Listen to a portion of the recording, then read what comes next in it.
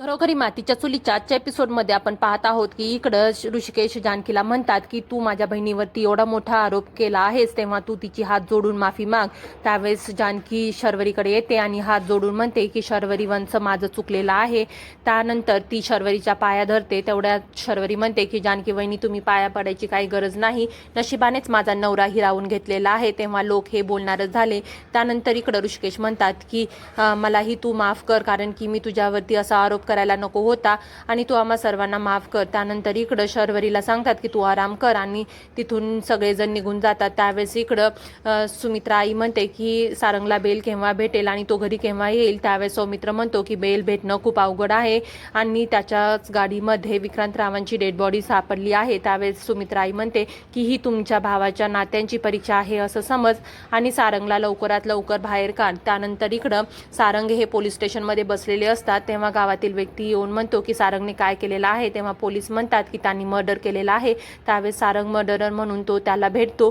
तेवढ्याच सारंग म्हणतात की मी मर्डर केलेला नाही. त्यावेळेस तिथे ऐश्वर्या येते आणि म्हणते की तुम्हाला सांगितलं आहे ना की सारंगने मर्डर केलेला नाही, तरीही तुम्ही त्यांना असा आरोप करू शकत नाही आणि नाहीतर मीच तुमचा मर्डर करेल. तेवढ्यामध्ये तिथं ऋषिकेश आणि सौमित्र येतात आणि म्हणतात की हे काय सुरू आहे आणि शांत राहा. तेवढ्यामध्ये गावातला तो व्यक्ती निघून जातो आणि इकडं ऐश्वर्या म्हणते की पोस्टमॉर्टम रिपोर्ट आला असेल ना, त्यावरून कळेल की आम्ही मर्डर केलेला नाही. त्यानंतर इकडं जानकी आणि अवंतिका प्लॅन करतात की बाहेर शर्वरी हे कान देऊन ऐकत आहे. त्यावेळेस ते म्हणतात की शर्वरी हे पैसे चोरू शकते, अफेअर करू शकते, पण विक्रांतरावांचा खून हा ती करू शकत नाही. हे सर्व राहुलने केलेलं आहे आणि ही सर्व माहिती आपण पोलीस स्टेशनमध्ये जाऊन देऊयात. तेवढ्यामध्ये तिथून ते जायला निघतात आणि तिथे शर्वरी निघून जाते.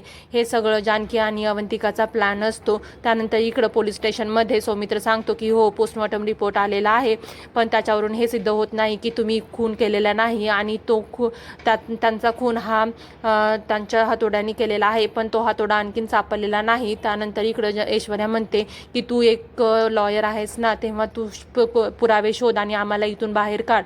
त्यानंतर इकडं ऋषिकेश आणि सौमित्र हे फक्त सारंगलाच म्हणतात की आम्ही तुला लवकरात लवकर इथून सोडू. त्यानंतर पोलीस स्टेशनमध्ये जायला जानकी आणि अवंतिकाही निघालेले असतात. तेव्हा ते समोरासमोर येणार. तेवढ्यात तिथं जानकी आणि अवंतिका लपून बसतात आणि तिथून ऋषिकेश आणि सौमित्र निघून जातात. त्यानंतर त्या दोघीही पोलीस स्टेशनमध्ये जातात आणि पोलिसांना भेटून सांगतात की सारंग आणि ऐश्वर्याकडे काहीही खून करण्याचा मोटिव्ह नव्हता, तर ते सगळं राहुल आणि शर्वरीनेच केलेलं आहे आणि घडलेला सर्व प्रकार त्यांना सांगतात की राहुल कसा आमच्या घरी आला होता आणि त्याने सांगितलं की आपल्या दोघांमधला आता तिसरा काठा कायमचा निघून गेलेला आहे. त्यानंतर ते ऐश्वर्याला भेटतात आणि म्हणतात की तू काही काळजी करू नको, आम्ही तुला लवकरात लवकर बाहेर काढू. त्यावेळेस इथं ऐश्वर्या म्हणते की मला खूप एकटं वाटत होतं. त्यावेळेस अवंतिका म्हणते की तू फक्त शांत डोक्यांनी आणि तुझ्या विचारांनी पेशंटनी काम कर, सर्व काही ठीक होईल. त्यानंतर तिथून जानकी आणि अवंतिका निघून जातात. त्यावेळेस पोलीस हे राहुलच्या घरी येतात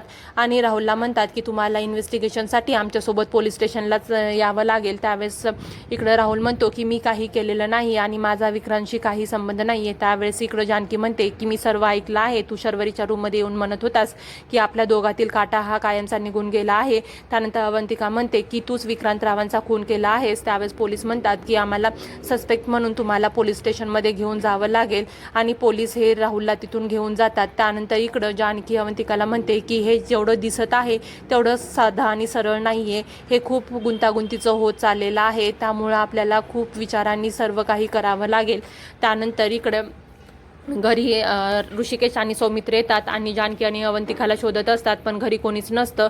त्यावेळेस बाहेरून अवंतिका आणि जानकी येते. त्यावेळेस सौमित्र अवंतिकावरती ओरडतो आणि म्हणतो की तुला सांगितलं होतं ना की घरी आराम कर, त्यावेळेस तू बाहेर कुठे गेली होतीस आणि आपल्या बाळाची काळजी का नाही घेत आहेस. त्यावेळेस अवंतिका म्हणते मी तुला किती वेळा सांगितलं आहे की तू माझ्यावरती असं ओढू नको आणि जेव्हा घरामध्ये सगळेजण अडचणीत आहेत त्यावेळेस मी त्यांना मदत करणारच आणि मी असं घरात राहू शकत नाही.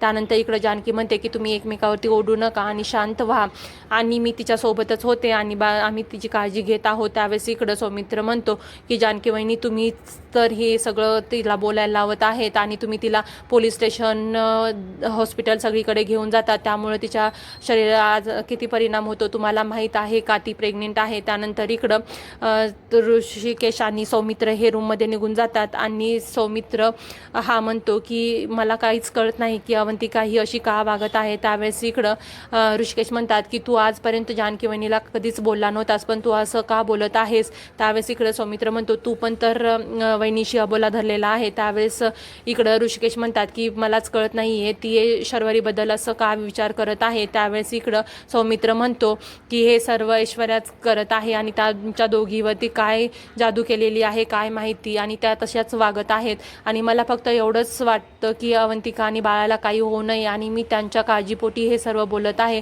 त्यावेळेस ऋषिकेश म्हणतात की हो मला हे सगळं कळत आहे आणि मी त्यांनाही सांगेन.